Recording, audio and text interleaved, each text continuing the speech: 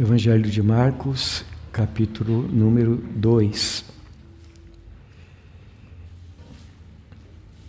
Nós iremos ler do versículo 13 ao versículo 17.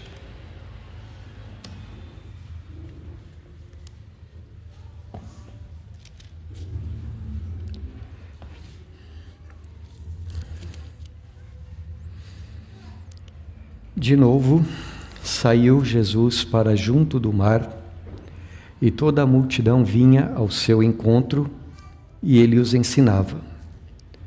Quando ia passando, viu a Levi, filho de Alfeu, sentado na coletoria, e disse-lhe: "Segue-me." Ele se levantou e o seguiu. Achando-se Jesus à mesa na casa de Levi, estavam juntamente com ele e com seus discípulos muitos publicanos e pecadores, porque estes eram em grande número e também o seguiam.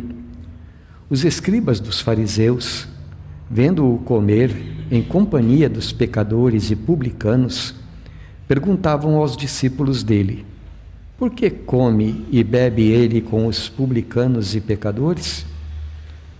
Tendo Jesus ouvido isto, respondeu-lhes: "Os sãos não precisam de médico, e sim os doentes.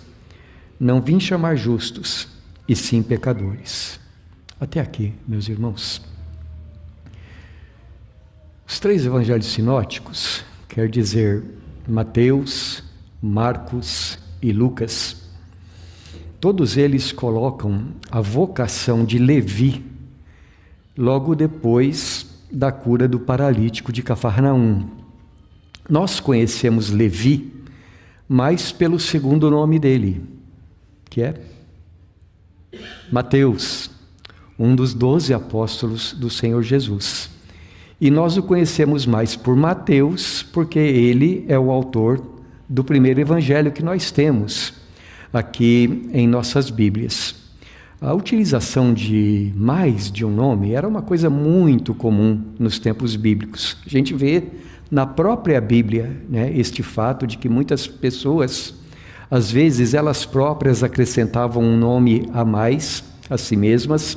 Às vezes também o próprio Deus é quem mudava o nome delas, acrescentava um nome, como é o caso de Simão, que mais tarde se tornou Pedro, como é o caso de Jacó, que mais tarde se tornou Israel.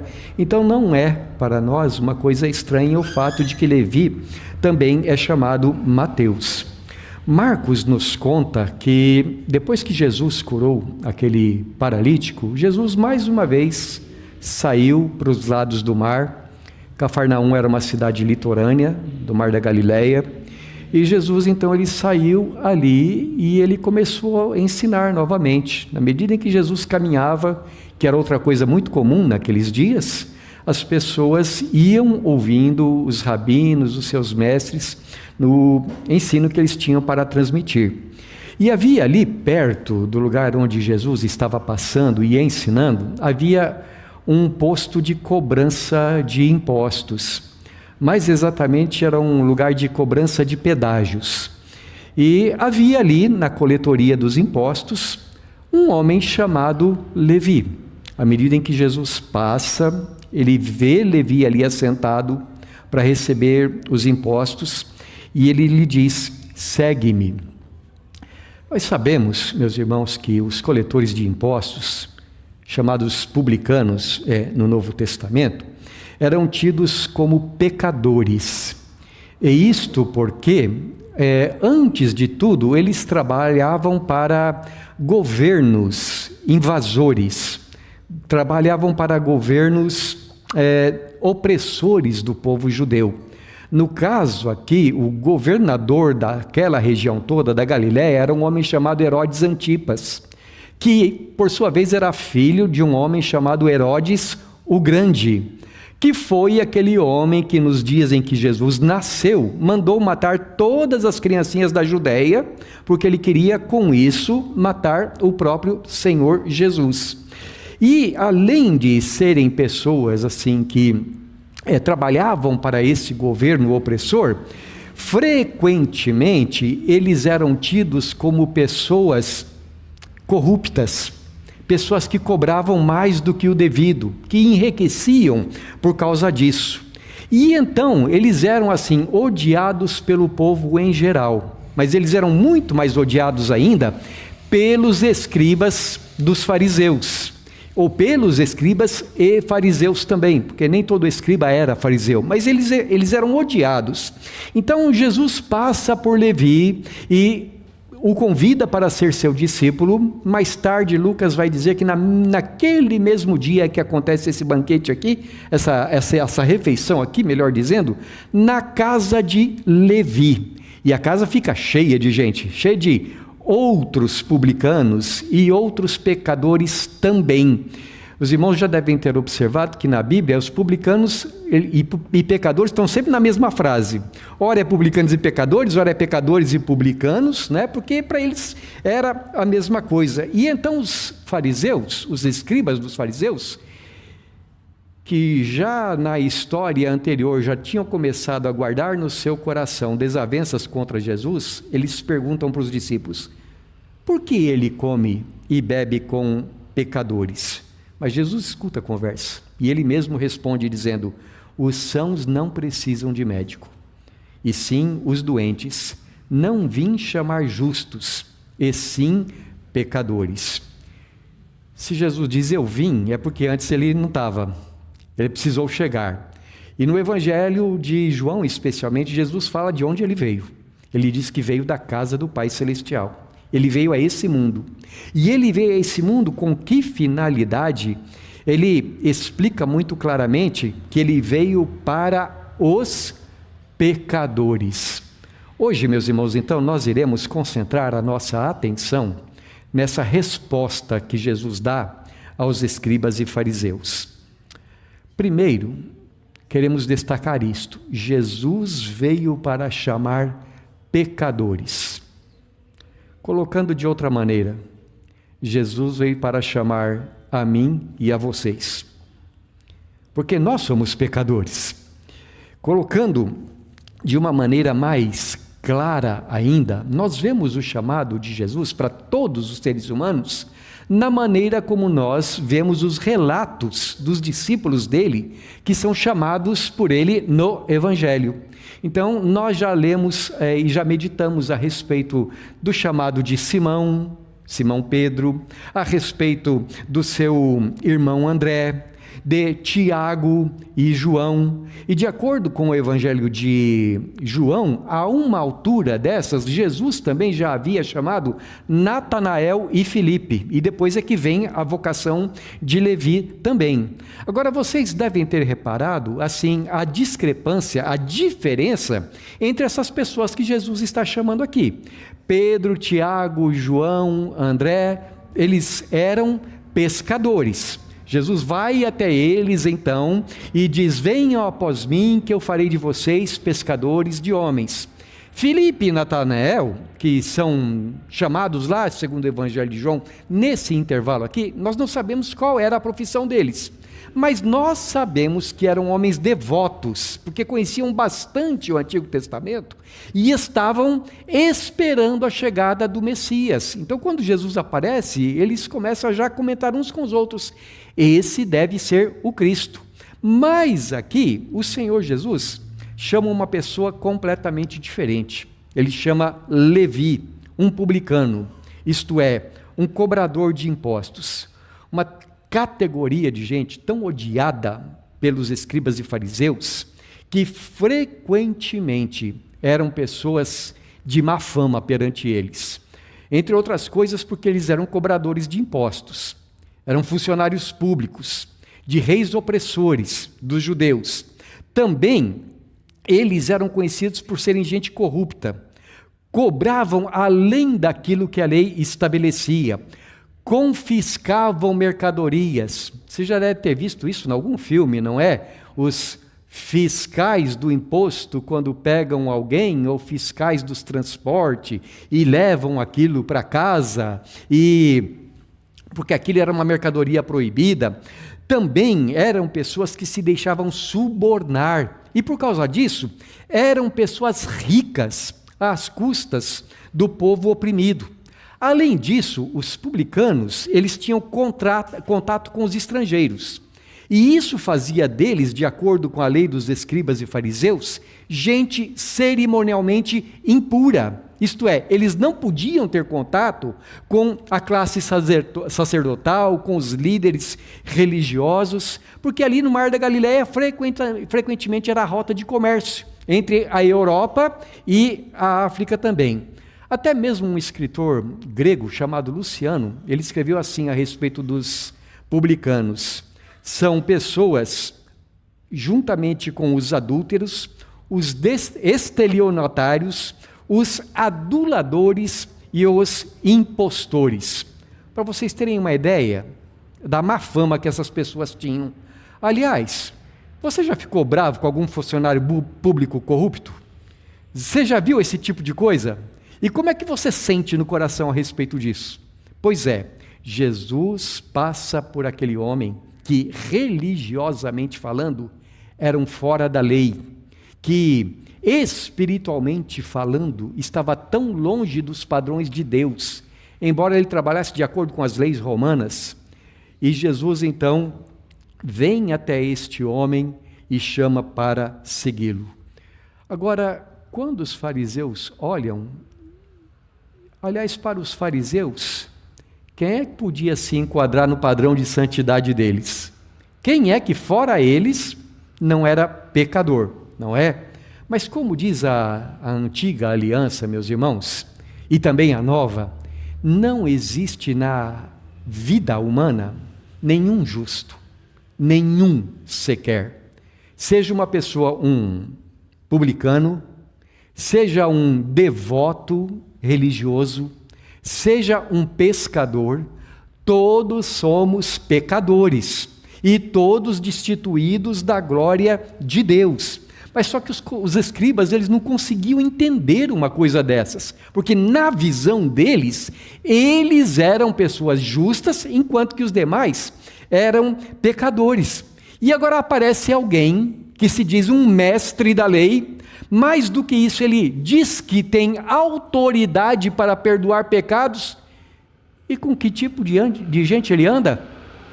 Ele anda com publicanos e pecadores, gente que não é justa, assim como os escribas e fariseus eram. Por que Jesus faz isso? Por que ele anda cercado de pessoas assim? Por que ele até come com elas? Jesus dá a resposta. Ele faz duas afirmações aqui. Uma delas: os sãos não precisam de médico, e sim os doentes. Não vim chamar justos, e sim pecadores. Não é que os escribas não fossem pecadores, mas o que Jesus está dizendo é: se alguém não se reconhecer pecador, não precisa de mim, porque ele basta-se a si mesmo. Os sãos não precisam de médico, os justos não precisam de perdão, mas eu vim para os pecadores. Isto é, se eu pensar a respeito de mim mesmo como uma pessoa justa, Jesus não é para mim, eu não preciso dele. Eu em mim mesmo estou conseguindo alcançar o céu. Mas, meus irmãos, veja que maravilha, não é que Jesus não salve escribas e fariseus. O Evangelho nos mostra que todos os homens são pecadores, mas que Jesus salva todo aquele que crer. E quando nós olhamos então para o Evangelho de Lucas, lá no capítulo 5, Lucas conta um pouquinho mais para nós a respeito da conversão de Pedro. Jesus, quando Pedro vê a grandeza do Senhor Jesus, naquela cena da pesca maravilhosa, que vocês devem estar se lembrando, Pedro, vendo a grandeza de Jesus, ele se prostra aos pés do Senhor e diz: Senhor, retira-te de mim, porque eu sou pecador. E o que o Senhor responde para ele? Não temas, doravante serás pescador de homens. Quando nós lemos o Evangelho de João, capítulo 3, vem um homem falar com Jesus, um dos escribas. Ele vem falar com Jesus, esse homem se chama Nicodemos. E ele diz para Nicodemos: Nicodemos, eu vou explicar para você como é que alguém pode entrar no reino dos céus. É necessário que essa pessoa nasça de novo. Eu não estou falando diz Jesus, de um renascimento físico, mas eu estou falando de um renascimento espiritual. Então você precisa nascer de novo. Em outras palavras, se Nicodemos nascesse de novo, espiritualmente falando, ele entraria no reino dos céus. Ao que tudo indica, isso aconteceu mais tarde, né? Quando a gente lê lá sobre o sepultamento do Senhor Jesus. Então, o que eu desejo dizer com isso, meus irmãos, é que, seja qual for a pessoa, Jesus veio para salvar todo o pecador que crer em Jesus Cristo. Ele veio para chamar gente assim, gente como vocês e eu. Segundo, Jesus veio para dar vida transformada aos pecadores. Por que come e bebe ele com os publicanos e pecadores? Talvez, meus irmãos, os escribas estivessem pensando em passagens lá do Antigo Testamento, como o Salmo 1. Bem-aventurado o homem que não se detém no caminho dos pecadores, nem no conselho dos ímpios, nem na roda dos escarnecedores. Talvez eles tivessem esse tipo de coisa em mente e entendessem e que em qualquer circunstância, jamais um homem de Deus poderia ter contato com gente que vive no pecado. E por isso então eles julgassem tanto Jesus. Agora, o que eles não percebiam é que Jesus, ao se aproximar dos pecadores e ao atrair os pecadores para si, Jesus estava fazendo justamente aquilo que Deus fez tantas vezes com Israel lá no Antigo Testamento, através dos antigos profetas. Porque os profetas dizem como muitas vezes eles, começando de madrugada, se levantavam em nome de Deus para chamar Israel a se converter a ele, que Deus insistia veementemente, chamando aquela nação idólatra, adúltera, pecadora, mas amada, a se converter ao Senhor. Jesus não estava participando dos pecados deles, ao contrário, quando Jesus se relacionava com essas pessoas, Jesus mudava a vida delas. E elas eram afastadas do pecado. Eu tenho dito mais de uma vez, meus irmãos, que assim, a Bíblia usa várias ilustrações para se referir ao pecado. Uma das coisas que a Bíblia diz, e aí não é ilustração, aí é um fato, é que o pecado, os pecados que nós cometemos são ofensas a Deus. São maneiras do ser humano violar a santidade de Deus. E Deus, ele é tão puro de olhos que os olhos dele não podem contemplar o pecado, não podem contemplar o mal. Por isso, a Bíblia diz que aqueles que vivem nos seus pecados, eles despertam a ira e a condenação de Deus. O ódio de Deus contra o pecado é tão grande que ele colocou seu filho na cruz para que ele sofresse a ira dos nossos pecados, a ira pelos nossos pecados. Então, o pecado, antes de tudo, é uma ofensa contra Deus. Mas a Bíblia também diz que o pecado é como uma dívida com Deus. O apóstolo Paulo escreveu assim: a ninguém devais coisa alguma a não ser o amor que vocês devem ter uns para com os outros. Agora, o grande mandamento não é nem amarás o teu próximo como a ti mesmo, é amarás o Senhor teu Deus de todo o teu coração. O que quer dizer isso, entre outras coisas? Que, meus irmãos, a humanidade toda está numa dívida enorme para com Deus. Porque Deus amou o mundo, mas o mundo, de modo geral, não ama a Deus. Então, o pecado é dívida também. Mas tem um terceiro aspecto, que é aquilo que Jesus enfatiza aqui nos primeiros capítulos de Marcos, que pecado é como uma doença que atinge a nossa alma. Não é que Jesus esteja justificando o pecado, não, mas o que ele está dizendo é, se o ser humano não for curado, o ser humano está perdido, e eu vim para isso. Eu quero dar algumas ilustrações para os irmãos, eu quero dar um texto só como ilustração, lá do Antigo Testamento, que fala a respeito do pecado como uma enfermidade da alma. Por favor, abra sua Bíblia lá no profeta Isaías. Nós vamos ler do capítulo 1, versículos 4 a 6. Isaías capítulo 1, versículos 4 a 6. O profeta falando em nome do Senhor. E ele diz assim a respeito do povo de Judá: ai desta nação pecaminosa, povo carregado de iniquidade, raça de malignos, filhos corruptores, abandonaram o Senhor, blasfemaram do Santo de Israel, voltaram para trás. Por que haveis ainda de ser feridos, visto que continuais em rebeldia? Toda a cabeça está doente, e todo o coração enfermo. Desde a planta do pé até a cabeça não há nele coisa sã, senão feridas, contusões e chagas inflamadas, umas e outras não espremidas, nem atadas, nem amolecidas com óleo.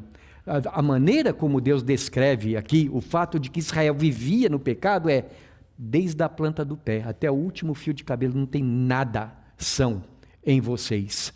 Agora, para que nós entendamos que Deus estava irado por causa disso, vamos ler do versículo 12 até o versículo 19. Quando vintes para comparecer perante mim, quem vos requereu? O só pisardes os meus átrios? Não continueis a trazer ofertas vãs. O incenso é para mim abominação, e também as festas da lua nova, os sábados e a convocação das congregações. Não posso suportar iniquidade associada ao ajuntamento solene. As vossas festas da lua nova e as vossas solenidades, a minha alma as aborrece. Já me são pesadas, estou cansado de as sofrer. Pelo que quando estendeis as mãos, escondo de vós os olhos. Sim, quando multiplicais as vossas orações, não as ouço, porque as vossas mãos estão cheias de sangue. Lavai-vos, purificai-vos, tirai a maldade de vossos atos de diante dos meus olhos. Cessai de fazer o mal, aprendei a fazer o bem, atendei à justiça, repreendei ao opressor, defendei o direito do órfão, pleiteai a causa das viúvas. Veja, você entendeu bem claramente o que Deus está dizendo aqui, não é? O povo de Judá, Israel aqui, ele se achega para os cultos prescritos na lei do Senhor, eles oferecem os seus cultos, eles oferecem as suas orações, e Deus fala: parem, eu não aguento mais, não suporto mais, não suporto a iniquidade, o pecado associado com festas solenes. O que adianta essa solenidade toda se vocês andam tão longe de mim? Em outras palavras, Deus está irado, mas ainda que irado, Deus está manifestando a sua graça. Veja os versículos 18 e 19 agora. Vinde, pois, e arrazoemos, diz o Senhor, ainda que os vossos pecados sejam como a escarlata, eles se tornarão brancos como a neve. Ainda que sejam vermelhos como o carmesim, se tornarão como a lã. Se quiserdes e me ouvirdes, comereis o melhor desta terra. Até quando Deus está irado, Ele está oferecendo perdão. Ele diz: olha, pode ser os piores pecados da sua vida. Venha até mim. Se você me ouvir, você vai comer do melhor. Você vai ter uma vida diferente. Eu não sei como é que estava o coração de Levi ou Mateus naquele dia quando ele se levantou para trabalhar de manhã. Eu não sei se ele estava planejando alguma coisa ou se ele apenas abriu os olhos mecanicamente e maquinalmente foi para o seu trabalho para ganhar mais um tostão, roubar mais alguém, corromper ou ser corrompido por alguém. Não sei se aquele homem estava com alguma expectativa, mas eu sei uma coisa: ele não estava nada satisfeito com a vida que estava levando. Ele queria mudança. Talvez ele nem colocasse aquilo dessa maneira no seu coração, mas Jesus então passa por ele. E eu gosto muito de uma música, acho que do Guilherme Kerr, cantando Mateus, né? E nela Mateus diz assim: quem me conhece por dentro, sabe como é que eu estou hoje? E Jesus sabia como é que Mateus estava por dentro. Então ele passa diante de Levi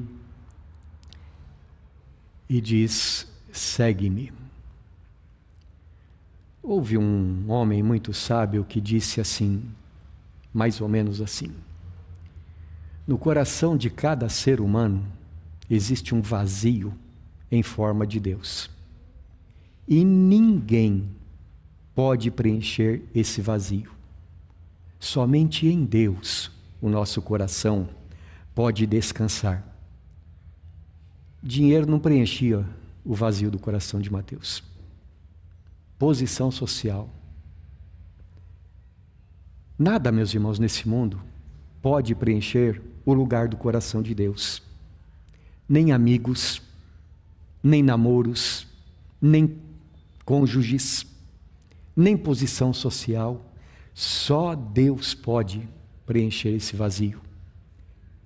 E então, quando Jesus passa na vida das pessoas, Jesus não está dizendo com isso: olha, você não tem culpa de ser pecador. Mas Jesus está dizendo: eu estou aqui para te curar. Estou aqui para mudar a tua vida. Segue-me. E Levi se levanta.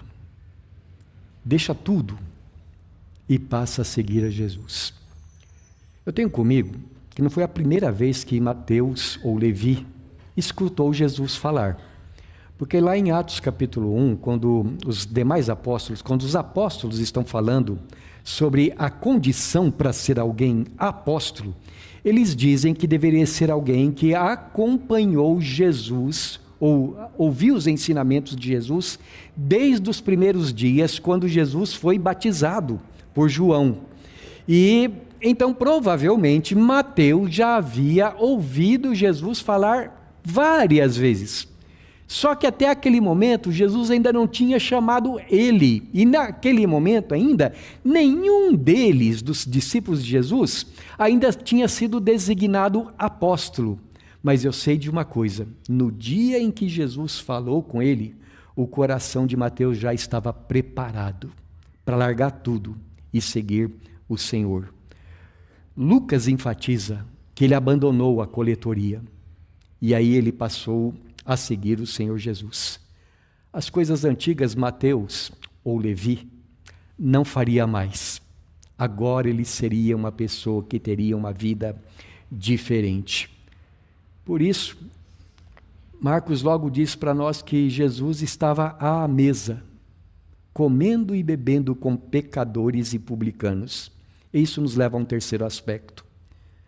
É que Jesus, ele veio para trazer a verdadeira religião, não a religião dos fariseus. E por religião, eu quero usar o sentido etimológico da palavra religação com Deus. E por que eu digo que Jesus veio para promover religação? Porque nós vemos aqui ele em comunhão com essas pessoas. A comunhão entre o céu e a terra. Uma comunhão que os escribas e fariseus não sabiam o que era, embora fossem pessoas religiosas. E por que eu digo isso? Porque no evangelho que ele escreveu, Mateus, ele como que explica um pouco mais o que aconteceu naquele dia. Então eu quero pedir que os irmãos agora, por favor, acompanhem comigo lá em Mateus capítulo 9, que é uma passagem paralela, e conta para nós algo mais que Marcos está apenas resumindo para nós. Mateus capítulo 9, versículos 11 a 13.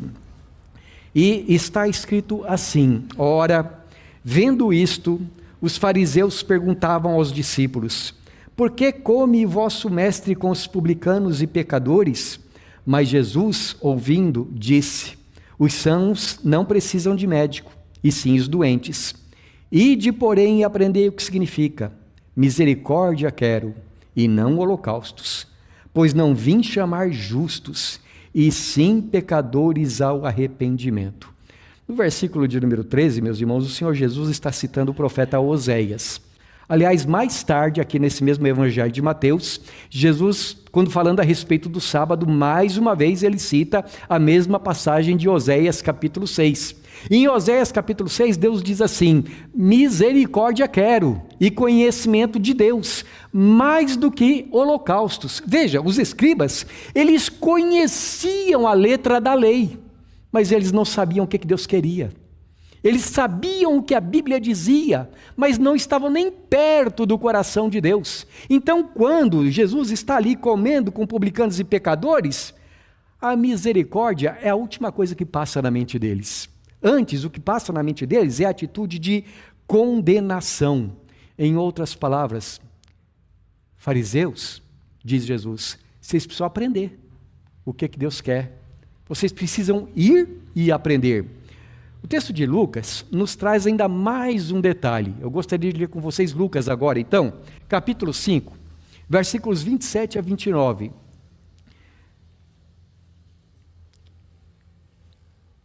Lucas 5, 27 a 29 diz assim: passadas estas coisas, saindo, viu um publicano chamado Levi, assentado na coletoria, e disse-lhe: segue-me.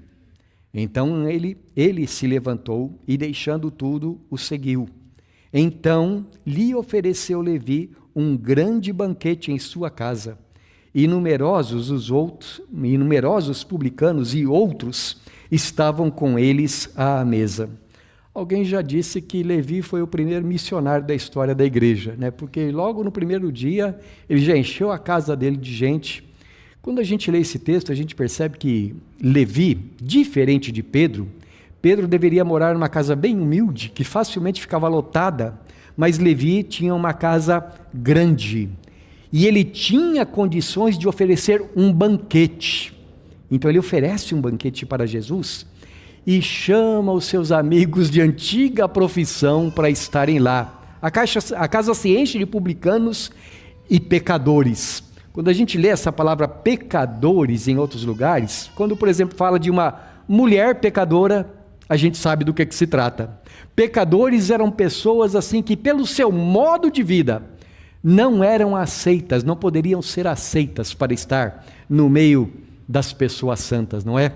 Mas Jesus, ele diz que os escribas dos fariseus precisavam conhecer um pouco mais o coração de Deus.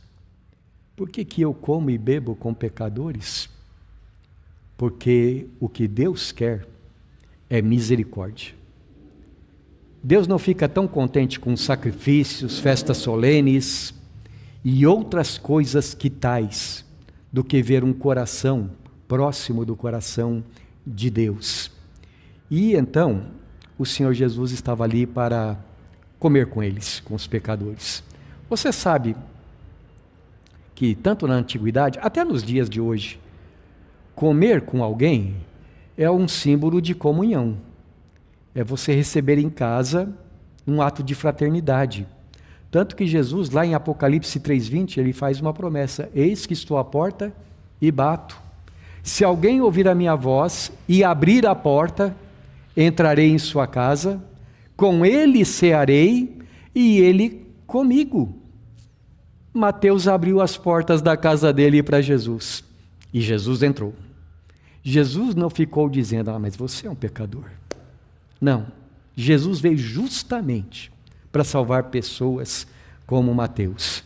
Aliás, meus irmãos, o apóstolo Paulo diz que Deus chamou a cada um de nós para a mesma coisa. Por favor, abram lá em 1 Coríntios capítulo 1, versículo 9.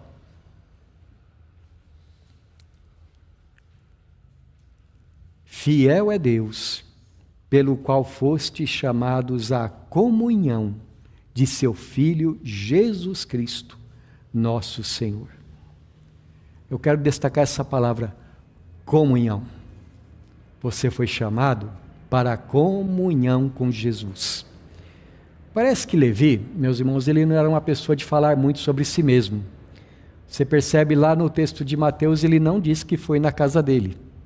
Mas era uma pessoa, aliás, quando a gente olha para os evangelhos, você vê alguma vez Mateus ou Levi falando alguma coisa para Jesus? Alguém lembra?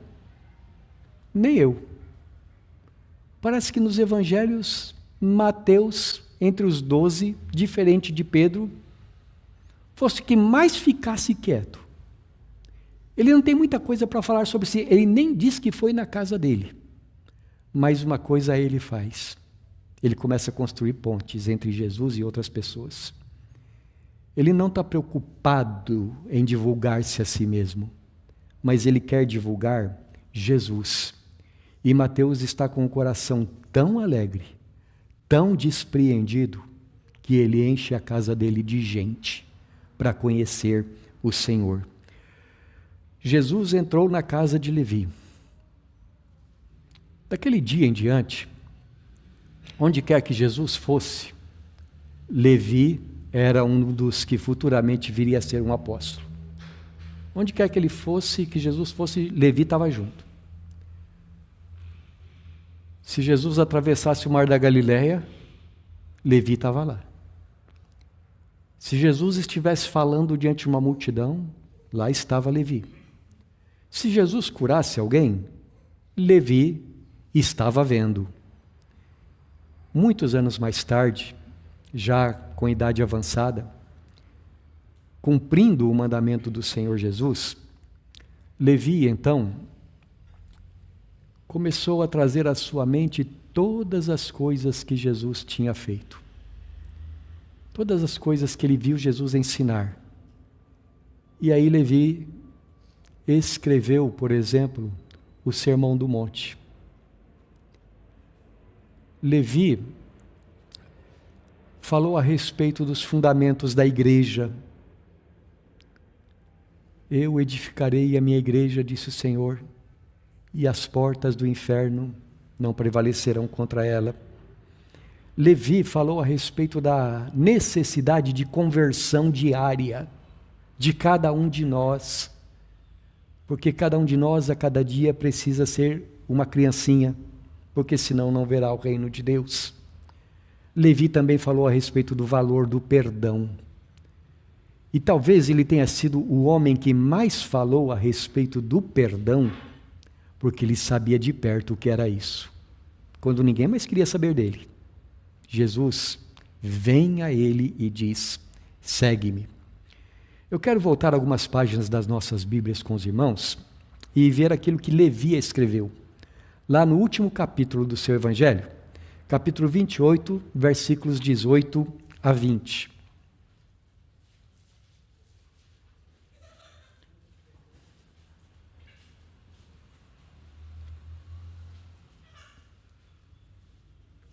Jesus, Levi é Mateus, né? Tranquilo, né? Então, Mateus 28, de 18 a 20. Jesus, aproximando-se, falou-lhes dizendo: toda autoridade me foi dada no céu e na terra. Ide, portanto, fazei discípulos de todas as nações, batizando-os em nome do Pai, e do Filho, e do Espírito Santo, ensinando-os a guardar todas as coisas que vos tenho ordenado. E eis que estou convosco todos os dias, até a consumação do século. Depois disso, Jesus subiu para o céu. E como eu disse para vocês, muitos anos depois, Mateus está escrevendo isso.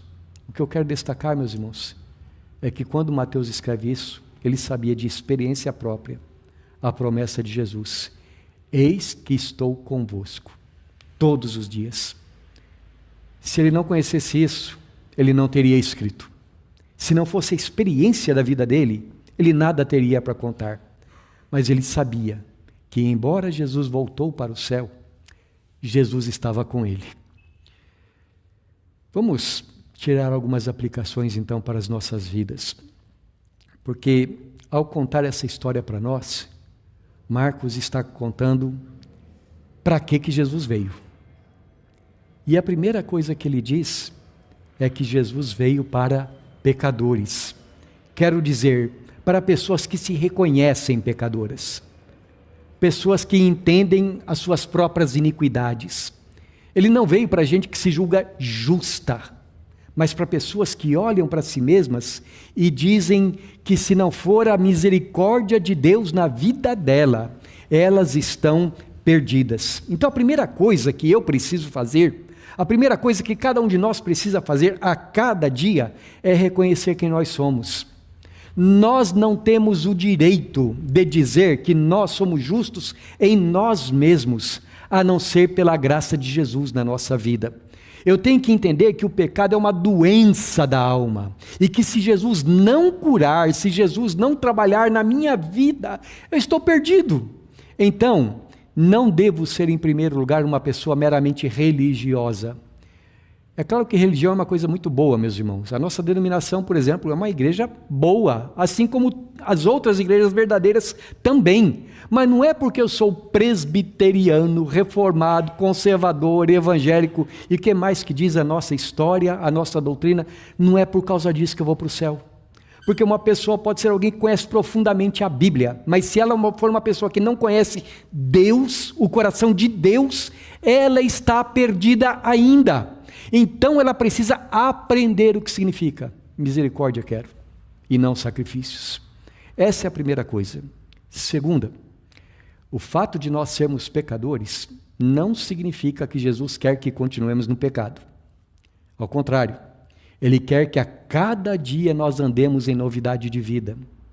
Em outros lugares, Jesus diz assim: se alguém quer vir após mim, dia após dia, negue-se a si mesmo, tome a sua cruz e siga-me. Hoje eu estava assistindo a Aline em Israel. Aliás, ela postou um vídeo hoje, não sei quantos viram já, mas que vale a pena assistir. E ela estava mostrando a respeito da crucificação. Mostrando lá no museu em Israel, que eles têm lá o osso do calcanhar de um homem que morreu crucificado. E ela falando a respeito de como deve ter sido horrível a morte daquele homem.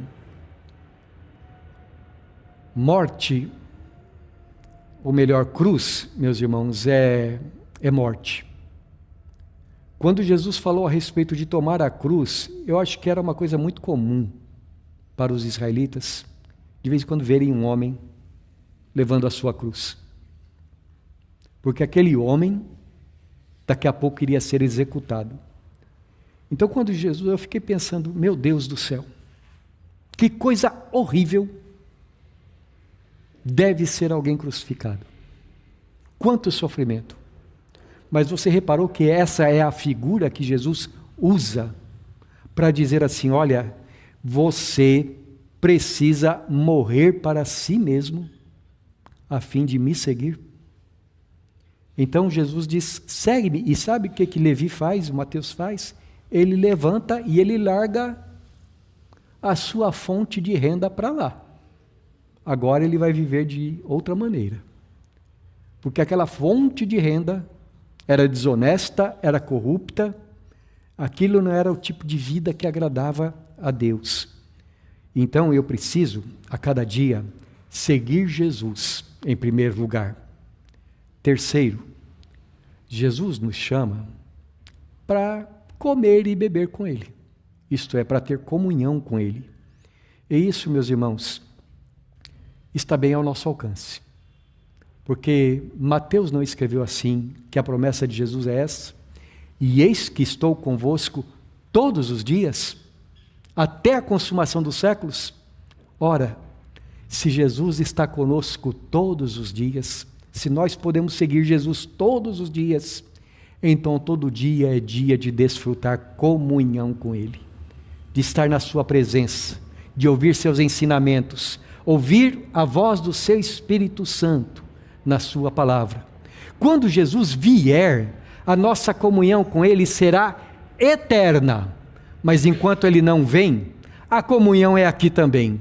Que coisa maravilhosa! Nós podemos viver na presença de Deus. Que assim, meus amados irmãos, nós vivamos a cada dia, tendo em Jesus o nosso amado e eterno médico das almas, o nosso Salvador. Amém.